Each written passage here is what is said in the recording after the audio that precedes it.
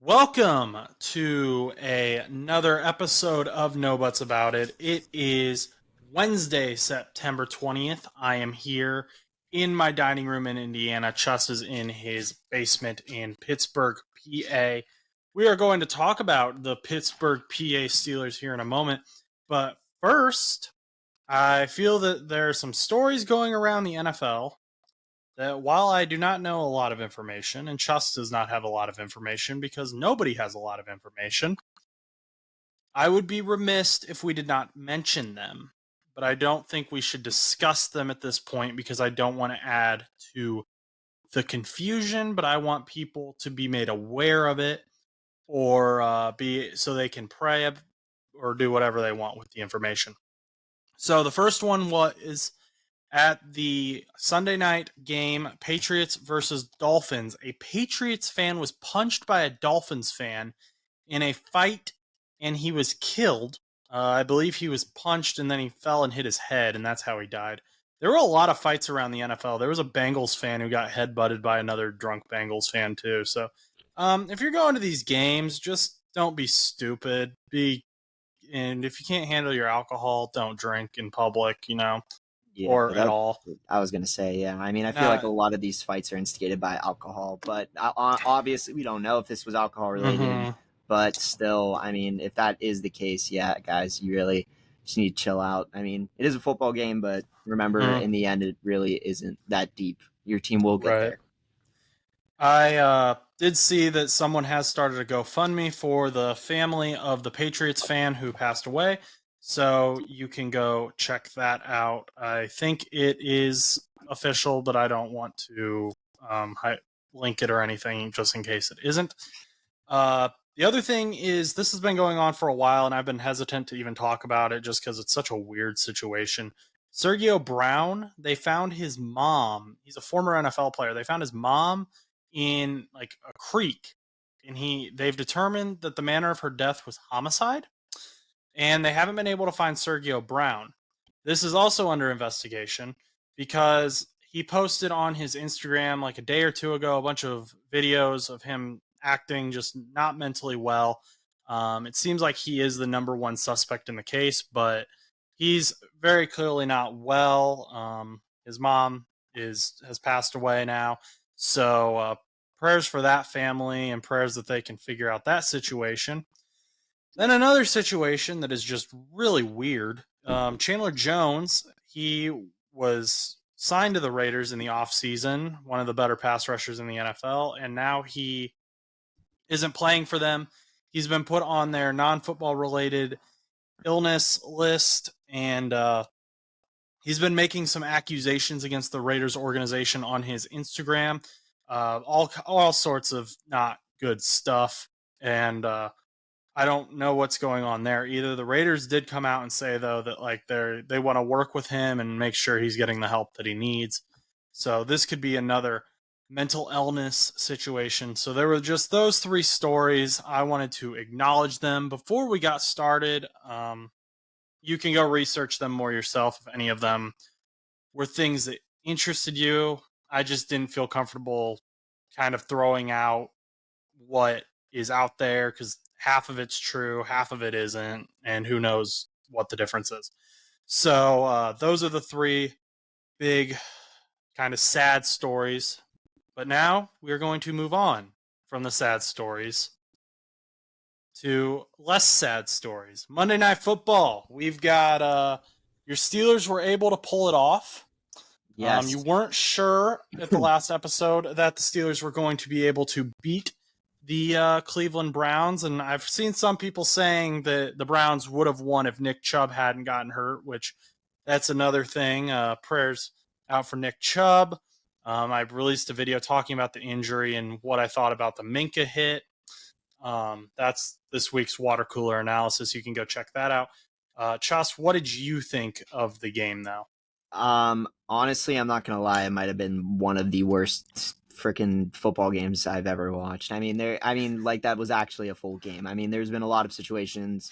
I mean, probably the worst football game that I ever witnessed definitely was still the Damar Hamlin one back in January. But I mean, when it comes to just It was such a long game. I mean, the game didn't end until like 11:45, just because there were so many delays and so many stoppages. A lot of people that I asked always just that were watching the game, whether they were a Browns fan, because I was talking to some Cleveland Browns fans during it. There were some Steelers fans that I was talking to as well. Everybody just kind of said it was a very odd game. I mean, on top of like all the injuries, it was just a lot of like just weird occurrences. It was just a very, very strange game. I mean, obviously you had the Nick Chubb injury, and I know the video has surfaced well through X and probably on YouTube. It is not a good injury. It looks a lot similar to the one that he had back in, I believe, 2015, where it Yep. was very, very similar. So very scary, very eerie. Prayers go out to him. Apparently, the Steelers fans were chanting Chubb's name as he was carted off the field, which, all due respect, I always trash Steelers fans, but they showed a lot of class there on Monday Night Football. So I really appreciate them for actually, stepping up to the plate and not like cheering or anything like that, which I Hmm. hoped not, but I'm very thankful for that. It's scary. There was a lot of injuries, on Monday Night Football. I was going to say last night, but it's Wednesday as we're recording this. But for Monday Night Football, I mean, Minka also did not return to the game. There was a lot of people limping. Myles Garrett limped at one point. Deshaun Watson was limping at one point. There was just a lot of players that were hurt. They were on the sideline. A lot of injury timeouts, and the list just keeps going on and on. A lot of these players ended up being okay, but it just was very, concerning when all these players are getting hurt and limping, and, in this game that, is only week 2. And, a lot of these teams have a lot of hope and a lot of promise for, the next 15, 16 weeks. So, it was definitely a really tough game to watch for a lot of Browns fans and as well Steelers fans. Now, I do agree. I do think the pace of the game would have changed had Nick Chubb would have not gotten hurt. Unfortunately, it was a tough situation. Obviously, I don't think Minka's hit was dirty. I know I might seem, biased towards that because I'm a Steelers fan, but I mean, I don't really. I think he was just trying to make the tackle, and I think it just landed very poorly and just happened to happen the way that it did. Um, Once again, I don't think it was intentional. I don't think it was anything like that. Um, but still nonetheless scary. Um, Obviously, the pace of the game changed a lot when that happened. Steelers were able to gain some sort of lead, but it was a very interesting game because the points were also very, very weird. It was a 26-20, it was a 26-22 win for the Steelers on a scoop six by TJ Watt. And I mean, even at one point, it was 11-10. Cleveland was winning. It was just very, very weird game. I mean, I think there is a lot of questions to be asked from like a Steelers standpoint about the offense. Obviously, I think, Kenny can be doing a lot better than he is. Obviously, we have some injuries on offense with Deontay Johnson. There's Najee Harris isn't doing a whole lot, but Jalen Warren is kind of stepping up a little bit. So maybe he'll be that new running back one that they'll lean on a little bit more. Who knows? I mean, Najee isn't really looking like himself since, his rookie season. I mean, there's just been a lot of, just struggling with him, just trying to get the ball upfield. I don't know if that's the O-line. I don't know if that's just the play calling, but there's just a lot of issues happening. And it really does say a lot when the defense scored more points than the offense did. So it does kind of, put it into a little bit of a perspective here. So it makes me wonder about the offense. So, but Yeah. So, looking at that game, one of your concerns going into Monday Night Football was the defense because of Cam Hayward's injury. I thought the defense was the best part. The Steelers' defense was the best part of the game yeah, as a whole. I mean, TJ Watt obviously stepped up. The first play of the game was a pick six that kind of just Highsmith was right place, right time. It wasn't necessarily a bad throw that Deshaun made. It was he just led Harrison Bryant a little too much. Um, I thought the defense for the Steelers looked really well, especially considering in week 1 they got just absolutely mauled by the San Francisco 49ers. Did you kind of like what you saw on the Steelers defense? yeah. I mean, they stepped up real big. I mean, obviously there were points where I was getting really frustrated.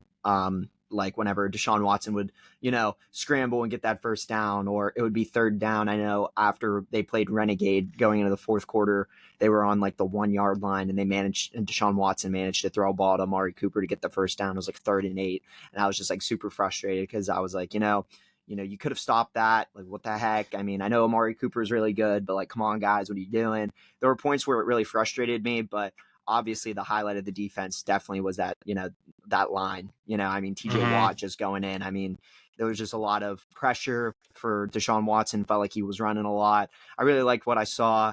Obviously, there was that controversial thing at the end where Joey Porter Jr. looked like he might have been, causing some pass interference and all of that stuff. A lot of people were complaining about that. Personally, from my perspective, I don't really know how it really interfered too much because the ball was going out of bounds. So even if Joey Porter hadn't interfered, I don't think Amari Cooper would have, or I don't know if it was Amari Cooper, which receiver it was. I just keep saying Cooper because he was a pretty big part of the game. But I don't know if he would have physically been able to catch the ball. I mean, there is a chance he could have, but I feel like even with it, I mean, it's really hard to really justify, oh, that is definitely pass interference because the ball was already kind of going out of bounds. So if he would have caught it, he might have only gotten a foot in. But if it was more or less like a fade down the line and Joey Porter would have interfered and they wouldn't have called that, I would have been like, yeah, that's absolutely. But kind of a weird call there. But I know a lot of just people in general, not necessarily Browns fans or anybody, but there were a lot of comments on it. But yeah, I mean, I was pretty impressed with the defense. It shows a lot of promise, but now we just got to get this offense back in order because, like I said before, I mean, the defense is great. I think everything is looking good. A little concerned after week 1, but I think they really got their sea legs back in it. So really shows a lot of promise going into week 3, but obviously still, some concern on the offense when, Kenny Pickett threw an interception really early in the game. And as well as throwing that beautiful, beautiful pass to George Pickens. But obviously it was mostly George Pickens that finished it off. So give a lot of credit to George Pickens. I don't really know where to go from here with the Steelers when it comes to the offense. I mean, obviously I can say that all these games coming up are pretty confident of wins. Like I think we play Houston coming up and some other not so great teams, but I mean, nonetheless, I have the hope that we can win, but obviously, you still have that wonder there if, Pickett has a bad game or the offense is just not performing up to par. It really shows some concern. So I'm hoping that next week is a bounce back, or this coming week, I should say. But, still a little concerned. But I definitely think that at the end of this season, regardless of what our record is and wherever we finish, I really think Matt Canada needs to go. I really do. I think it just needs a new scheme.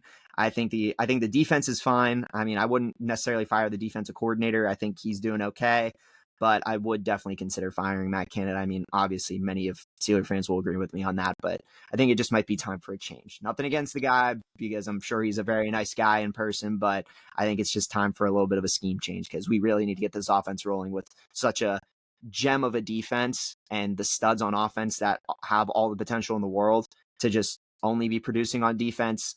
We could have a really like stud of a caliber of a Steelers team right now, but there's just something missing. And I think it starts with the coaching. So maybe not Mike Tomlin, but I think it is maybe a coordinator. So What are you concerned at all by the run defense for the Steelers? Because Nick Chubb, while he was still playing, seemed like he had a lot of really good runs come out.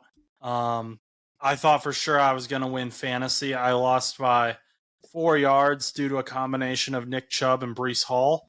Brees Hall only had 9 yards, and he actually at one point did have the 4 yards I needed, but lost them on a screen pass. So, yeah, we're doing great in fantasy. But Cam Hayward's out. That run defense may not be as strong as what it would usually be. I don't know. Is that a concern for you going on the rest of the season? I would say yes, just because, I mean, obviously there's some teams that don't have the strongest of running backs. I mean, obviously, there's some teams, with these last 2 weeks, obviously we had to deal with Christian McCaffrey and, Nick Chubb. And even when Nick Chubb went out, I mean, Jerome Ford was still, causing us a lot of issues. So I think our run defense is struggling, but I think our pass defense is, like that pass rush is pretty good. But it does give me a little bit of concern because I don't know how these holes keep opening up on defense. It does make me, stress out a little bit because, obviously running is a big part of, a football game. And a lot of these teams coming up the next couple of weeks, not all of them, but a lot of them will take advantage of the run. I mean, even Baltimore, if you can't stop Deshaun Watson from running, Lamar Jackson's going to be running all over the place. You have Gus Edwards and Justice Hill, who I think Justice Hill might not play this week now, but nonetheless, it still opens a lot of room up, and, they could maybe not necessarily have to pass too much. They might just like pound the runs. I mean, obviously we did get some stops. I mean, it's not like we didn't get some stops, but there was a lot of holes open on third down where it'd be like 3rd and 8, and then they would run the ball and Nick Chubb would just like drill through, or one of these players would run a screen pass and we just couldn't stop them from running. It was kind of ridiculous at points, but yes, that is some sort of concern. But I'm hoping that over the next couple of weeks they work on that because everything else is pretty solid from my understanding and from what I've seen. But the offense is, I just keep mentioning the offense because that is my main concern. Because I feel like the defense can be tweaked. I feel like things in the defense can be worked out. San Francisco, I feel like that was a weird game, and they're a very good team, and I don't think we were prepared for it. And there's a lot of issues with that game. This week, the defense showed so much more improvement. And I think now we just got to tweak that run defense, and then maybe we'll be an even better, solid defense. But in order for that defense to really shine, you need to cook on offense. So moving on from Monday Night Football, kind of a segue. I mean, unless you want to talk about the Saints and Panthers, I don't know if that was anything No, eventful for you. I honestly forgot about that game altogether. Like I mentioned in the water cooler video, the big storyline from that game was just how mediocre the play was. I went back and watched the whole game, and rewatched it on Tuesday because I had to wake up early for work Tuesday morning, and I watched it after work. And yeah, there just wasn't a lot. We talked about how we didn't expect it to be a big game. Bryce Young might have a breakout. He didn't.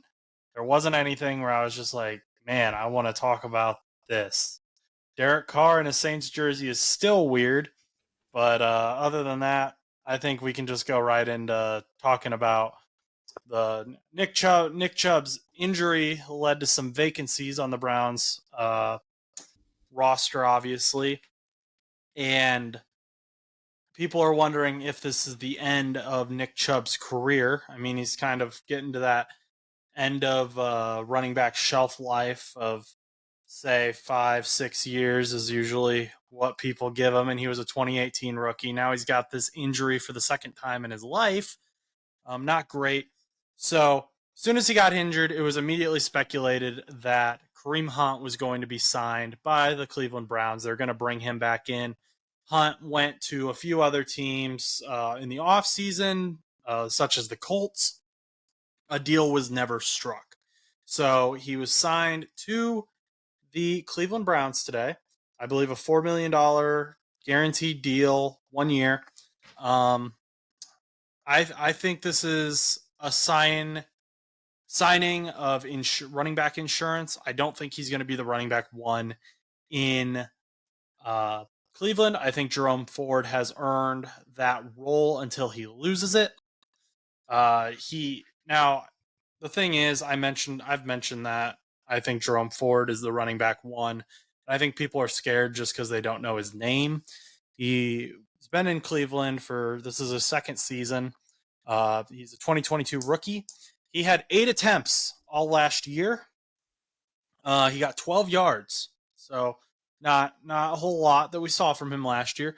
But this year already he has 31 attempts for 142 yards. 106 of those came against Pittsburgh. So he had a 6.6 average on those runs. So definitely great. I don't think he has the size of Nick Chubb. He's a little smaller. His legs aren't as strong because Nick Chubb is just a tank. What I do think Jerome Ford has over Nick Chubb is I think he's a little quicker, and I think he could possibly sneak in those holes a little easier, and he could be a bit more elusive than what Nick Chubb could be. and then Kareem Hunt will be that big third down back if they need him to be. What do you kind of think the situation is going to look like? Do you hate the Kareem Hunt signing? Do you like Jerome Ford?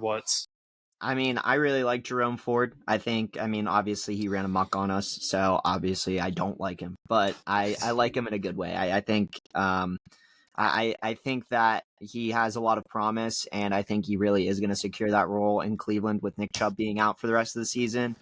I think that, he shows a lot of promise. As you said, he's not as big as Nick Chubb, but he was, like I said, running amok all over Pittsburgh with that, rush of we can't really stop anybody on the rush. Going into week 3, they're going to be playing the Tennessee Titans, I believe. So that'll be interesting to see how they do with Tennessee. I mean, I'm assuming that Jerome Ford will be, pretty solid going into that game. As for Kareem Hunt, I kind of expected it to come now that Nick Chubb is out. I really was expecting them to sign. It was just a matter of time, and sure enough, he did get signed.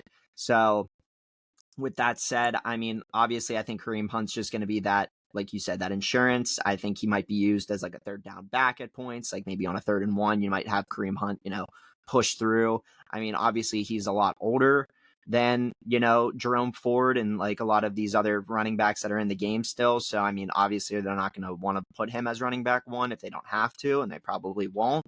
So, I don't really see Ford losing that spot. But I don't hate the Kareem Hunt signing. I mean, it might be better than, getting some random guy off the streets. I mean, you've already worked with Kareem Hunt for multiple years now, so you kind of know what his playing style is like. So I do think it was smart. And like you said, it's just insurance until next year. And if Nick Chubb never plays again, then you can go forth and either signing a running back in free agency or making a trade or even drafting a new running back, maybe like in the later rounds if you really think Jerome Ford's going to be the next big guy, which I do have hopes that he ends up securing that slot, but we have to see a little bit more from him because we haven't really seen too much from him just yet. Yeah, so like you said, Kareem Hunt's been with the team for a while. He was drafted a year before Nick Chubb in 2017. So I'm not sure that we're really worried about the youth here. But Jerome Ford definitely has the youth in the running back room right Well, I now. mean, you did mention the shelf life, so I was just kind of going off of the shelf life. That's a good point. People bring that up all the time. And if They he's brought it up year, about Zeke, Derrick Henry's 2016, and one of the things people were always saying about Nick Chubb was his longevity. He doesn't look like he was drafted in 2018. He looks like he was drafted this year. He was still going strong. That's rare to have running backs like that. So obviously not a great situation for the Cleveland Browns, but I think that Jerome Ford will help them make the most of it, and he will be a running back 1. You mentioned the Browns next year possibly going after a trade. Well, we had a running back trade today, and this one was kind of a surprise. I don't really know what they're doing here, but the Minnesota Vikings traded with the LA Rams they switched 2026 picks for Cam Akers. So I don't know why the Vikings felt like they needed Cam Akers unless Alexander Madison isn't impressive. I have not seen anything from Ty Chandler to make me think that Ty Chandler can't be the RB1 right now because we haven't seen anything from Ty Chandler.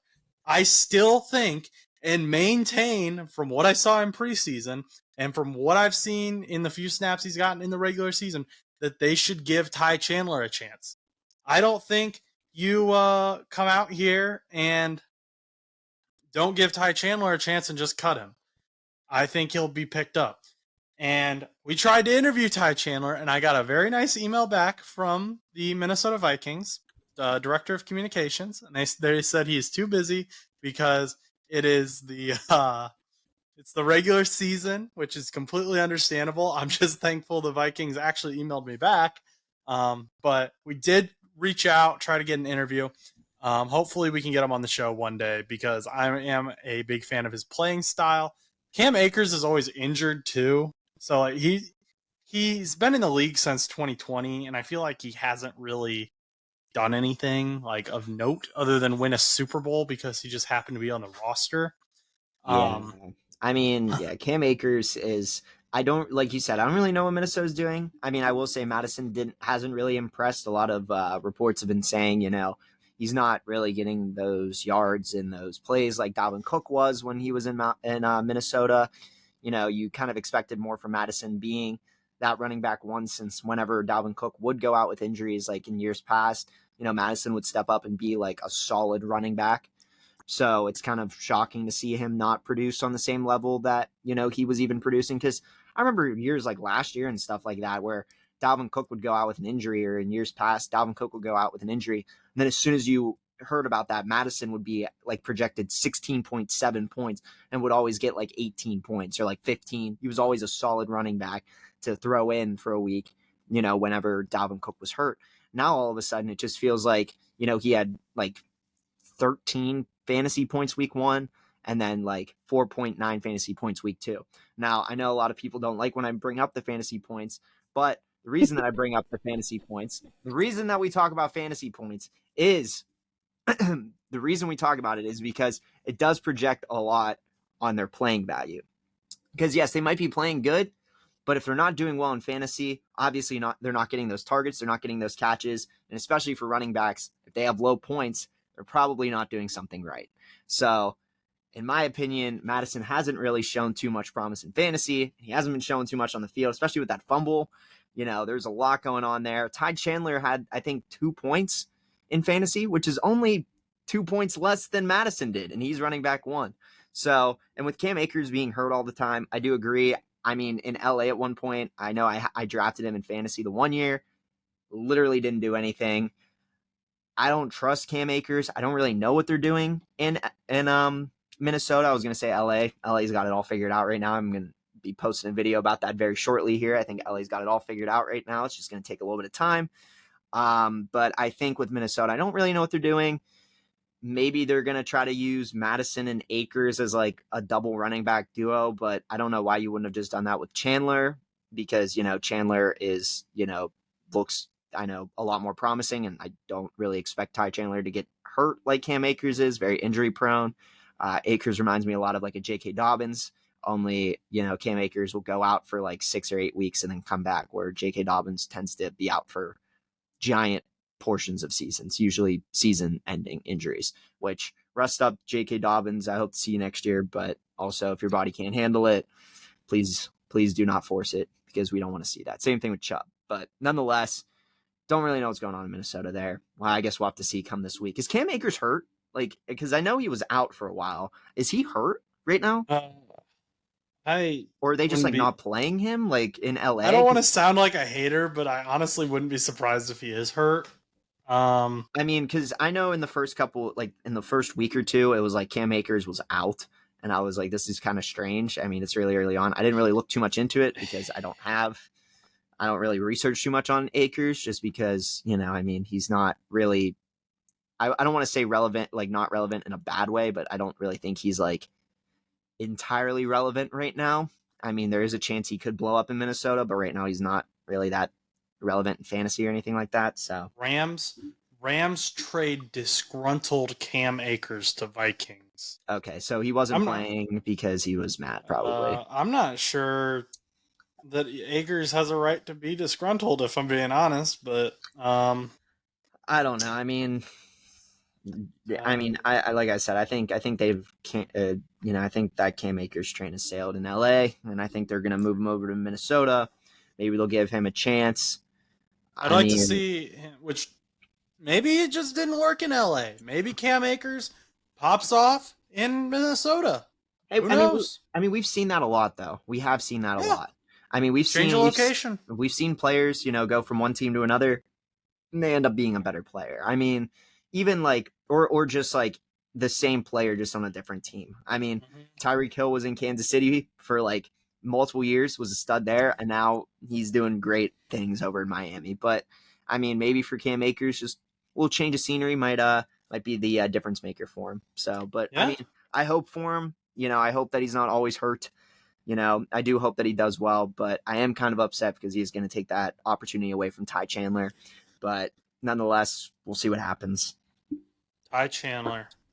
Our podcast hypes up Ty Chandler more than I think any other podcast. So, Yes. really hope he pans out.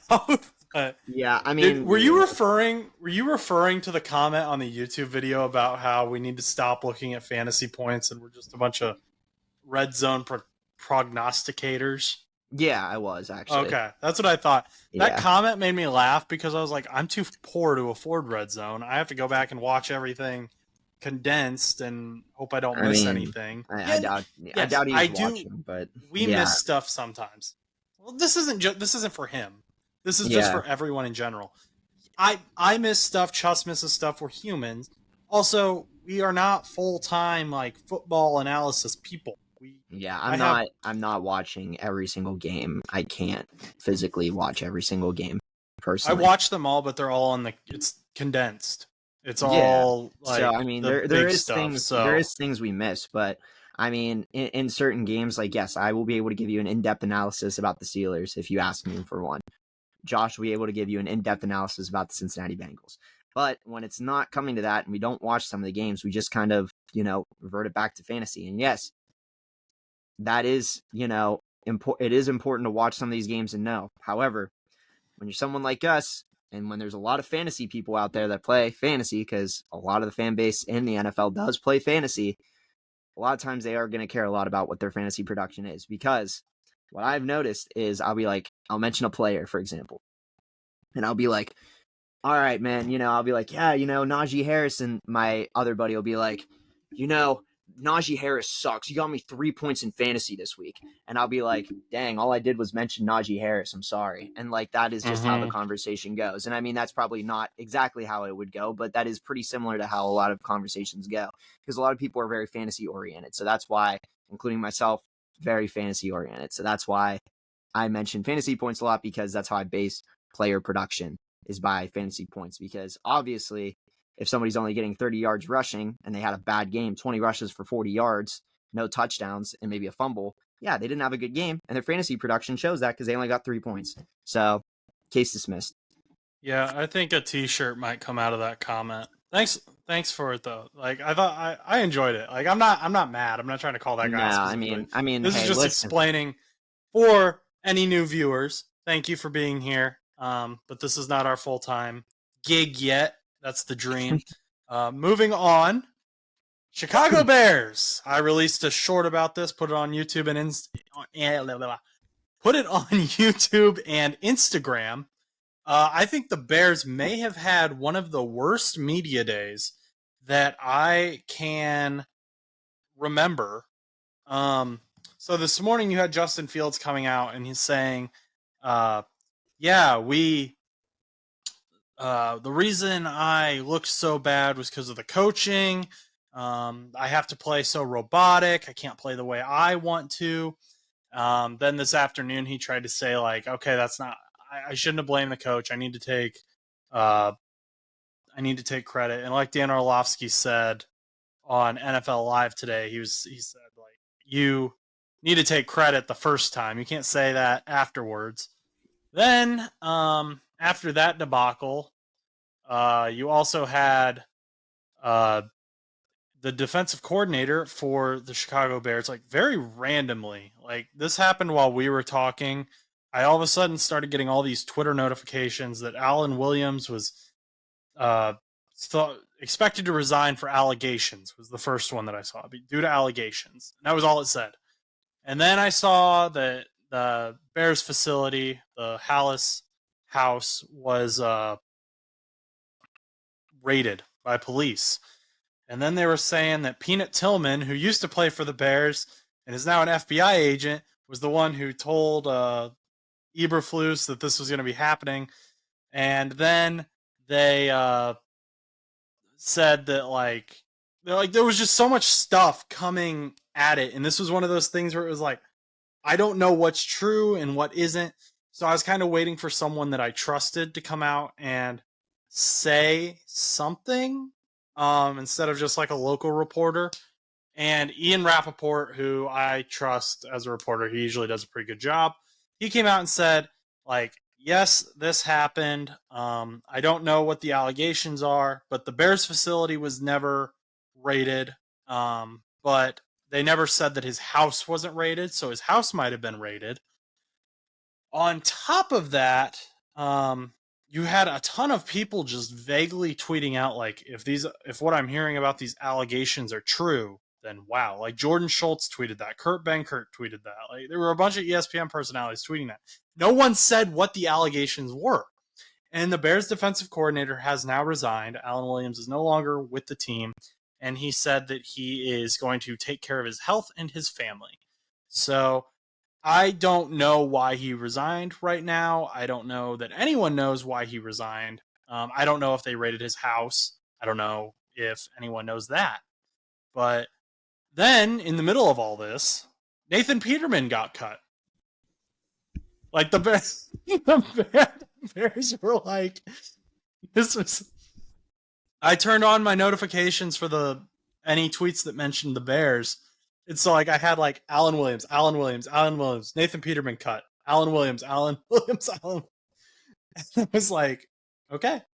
So that was the Chicago Bears media day today.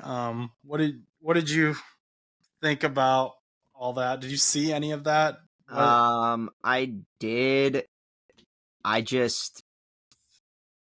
no words. I mean, there's just a lot, and I feel like sometimes I just no comment, I guess. I mean, that is a lot. I mean, we don't know a whole lot on that situation with the houses being raided and the defensive coordinator stepping down. Justin Fields, first and foremost, needs to take responsibility if he has a bad game, regardless if it's the coaching or not. Let the coaching staff figure that out if the coaching is bad. Don't say, oh, the coaching staff was the reason I was doing bad. You know, if you want to say that, go say it to another coach that might want to re-sign you, like when you're a free agent at that point. If you don't want to stay with the Bears, I wouldn't say that now, especially like on press coverage or wherever he said it. Also, really random that they just kind of cut Nate Peterman in the middle of all of the Chicago Bears nonsense that was happening today. I'm disappointed and very disgruntled. Nate Peterman is a Buffalo Bills legend. And on top of that, he did play for Pitt, and he did beat Deshaun Watson. Hail to Pitt, baby. They tried to hide it from you. They were trying to. I was really mad. I was very upset that they released him for no reason, and they just happened to be like, you know what? We're just gonna cut Nate Peterman. Like, why? Like, why? And, I mean, like, it made like no sense because it's like it's week 3 at this point, and you're just like, we're gonna release Nate Peterman week 3. It's like, what, did he cause issues? Was he the reason why Justin Fields said this? Like, there's just no context on it. It was just like Nate Peterman was released. It was like, alrighty, I guess. I don't know. I found it very like random and strange because they didn't really give like a reason or an insight. Because I mean, who is their backup in Chicago right now? I don't know off the top of my head. Nathan Peterman. Obviously, I mean, I thought Nate Peterman was the third string, so I thought it was like. I have no idea. I can't think of who it would be. Chicago after the top Bears of it. Depth chart. This Bears team. I don't know why there was hype around Justin Fields. I think that there was an unfair hype given to Justin Fields this year. I saw people in the offseason, and we talked about this. People were saying he was going to be the MVP. This was his breakout year. I saw absolutely no indication of that. Then you've got Chase Claypool, who looks like he's like sleepwalking his routes. Levante David called out the Bears and he plays for the Buccaneers, that they ran the same screenplay 3 times in a row, and that was how Shaq Barrett got the pick 6 to end the game. Okay. Have you found who the Bears backup is yet? Yeah, so this guy, hold on. I want to figure out a little bit more information on him before I report on him. He is an undrafted 2023 rookie named Tyson Bagent, and he went to Shepherd University in West Virginia, apparently. I didn't even know it was a university. That's why I was so confused. He's undrafted. I don't really know his college stats. See what he had finished his college career with a very nice 69% completion average, 17,034 yards, 159 touchdowns, 48 interceptions. He averaged over 300 yards per game in each of his 4 years starting. Now, where is Shepherd? Is Shepherd University D1? University is D2. So it's a D2 college. He's a D2 quarterback. So I knew nothing about this guy at all. He was an undrafted rookie. They're pulling him from Shepherd University. Apparently, it's in West Virginia somewhere. Personally, like I said, I've never heard of it. I don't know this guy at all. This is D2 schools, but he blew up in D2. Maybe he'll do well, but he is their backup in Chicago, according to their depth chart, because Nate Peterman is not on the depth chart and shows on ESPN that he is quarterback too. So very interesting. I don't know what the Bears are doing. I mean, I guess Because at that point, Nate Peterman would be like your veteran presence. He's 29. He was a 2017 rookie. 2017 rookie to the Bears or the Bills, excuse me.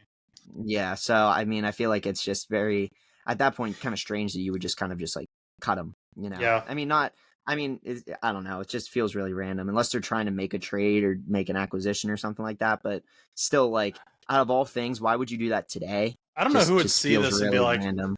I want to go to the Bears. Yeah, probably not. After all this, yeah, I mean, probably not. And just to reiterate, because again, don't want to add to the misinformation, Hallis Hall was not rated. That was wrong. I believe Peanut Tillman was also not involved in this. This is just Alan Williams, the former defensive coordinator for the Bears, and his house may have been rated. I do not have confirmation that his house was rated. Then you just also have Justin Fields and his coaches, and then the Buccaneers pointing out that they ran the same play 3 times in a row. So, not a great look for the Chicago Bears. Luckily, though, they don't have to play in Thursday Night Football, so they'll have a few extra days to recover. We've got the 49ers versus the Giants this week, which, wow. This game, I'm just gonna say it. 49ers are gonna win. I think it's a matter of how much. And this is one of those instances where I don't think fantasy tells the whole story, because Daniel Jones had the most fantasy points this week. I believe he had 30 at the quarterback position. However, it was because they got so far behind the Josh Dobbs-led Cardinals that they could only pass, and Saquon Barkley's ankle got twisted, and so he's not going to be able to play. He's already been ruled out.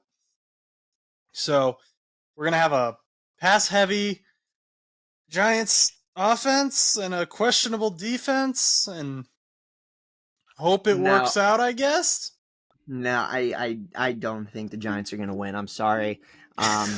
After that performance against the Arizona Cardinals, who the Arizona Cardinals were projected to be one of the worst teams in the NFL this year, you win 31-28. That's kind of not good. Joe was happy. Joe was happy up until they lost.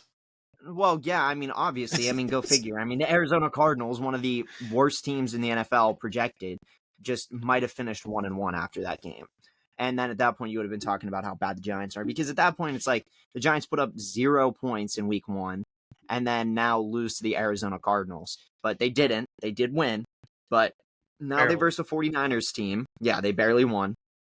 Now they verse a 49ers team that did not show any mercy against the Pittsburgh Steelers week 1. And they had a very close battle with LA week 2.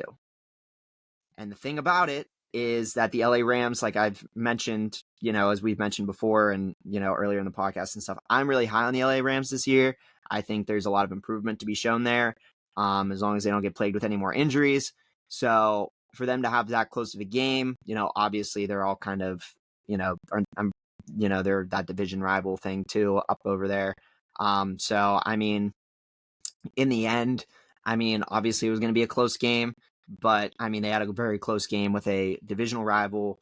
And on top of that, they had a really close game with a team that is more than likely on the up and up. So going into week 3, I can't see the Giants winning this game, even if it's at home, because they are at home, right? Or are they away? They have to be away. Because I don't think it matters. I can't remember, but 49er or Thursday Night Football. I mean, poor TNF. Daniel Jones. The Not dude, not dude much. I got looked beat. up. He got murdered by the Cowboys week 1. Then he got kind of a bye week 2, but he lost his Yeah, running back. Week they 3, play he's got at to the go against the 49ers. 49ers defense. Yeah, at 49ers. They're It's not. I'm sorry, but they can't win. I don't even know what the score would be to start. I'm just gonna throw out a number here. I think it's gonna be 31-17. I'm And that gonna might be just very considerate. I'm gonna go like 46 Okay. to 10. Yeah, I think they get a I touchdown and a 30. field goal. Honestly, actually, I've changed mine from 31-17 to 31-10. Didn't they beat you I've guys decided. 30? Didn't they beat you Yeah, guys 39 to 0? 31. No, we scored a touchdown. Did you score? Okay. Yeah, we scored. Okay. Pi Fryermuth got the tutty. But yeah, so if we can't score, I mean, granted, we don't have a really good offense, but I think the 49ers are going to shut down that offense too. So I think it's going to end up being probably going to be like a 31-10. I mean, maybe 38-10, but 46 might even be logical. Heck, at this point, they could throw up 55 points and win 55-14. I don't. You guys have a run game though. You're a semblance of a run game. Something like Giants are throwing Matt Breida out there. Matt Breida, let's go, Matt Breida. Yes. You got Daniel Jones, you know Matt he Breida. He might surprise. Maybe Matt Breida will surprise this week. It's not going to lead them to a win, but I can tell you what, maybe he'll surprise this week. Maybe he'll be the next running back in the New York for like a year, because he is.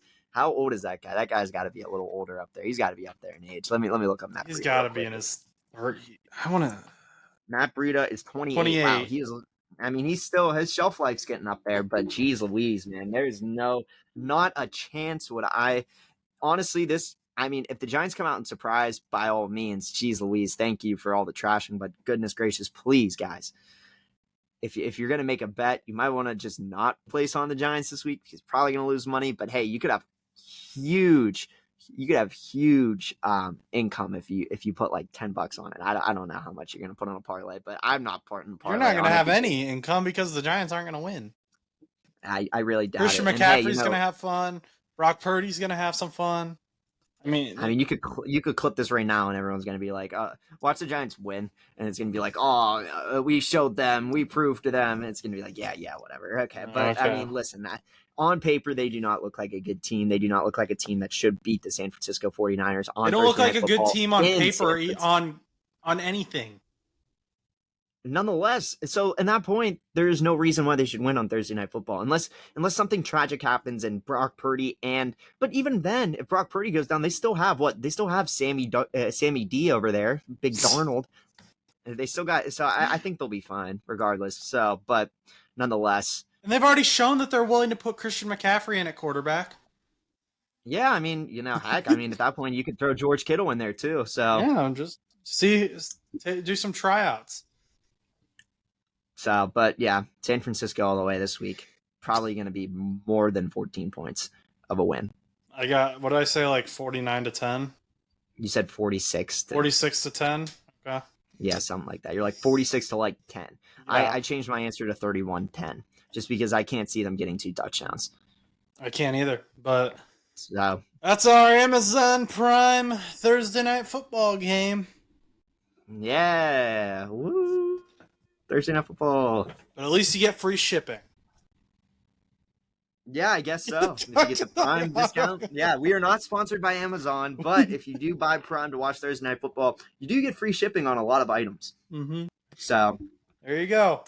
Well, that's going to be it for today's show, I think. So thank you for listening to today's show. If you enjoyed, please, I cannot talk tonight. Jeez. Woo. Please remember to like, comment, and subscribe.